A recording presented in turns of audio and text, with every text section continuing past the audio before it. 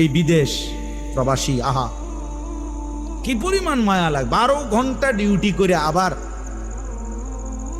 আরো 6 ঘন্টা আরেক কোম্পানির স্যার কি করে 18 ঘন্টা, কেউ কেউ আর থাকে 6 ঘন্টা। এই 6 ঘন্টার মধ্যে বিশ্রাম কখন? নিজের জামাগুলা নিজে ধোয়, নিজের রান্নাটা নিজে করে।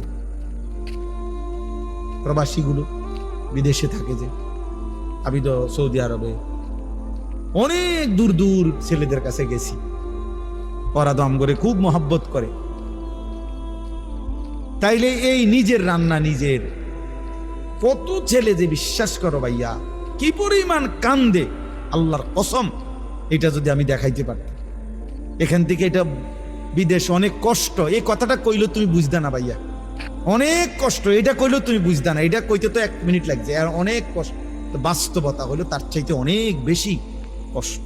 এই প্রখর রৌদ্রে, এই তীব্র রৌদ্রে, বিশেষ করে 12 ঘন্টা ডিউটি করে আসার পরে যখন একটা ছেলে বা একটা যুবক, তার একজন আপনজন কেউ নাই, আইসা নিজের 1 গ্লাস পানিটাও নিজে নিতে হয়, তো মনটারে হাহাকার লাগে যে আর কেউ তো নাই।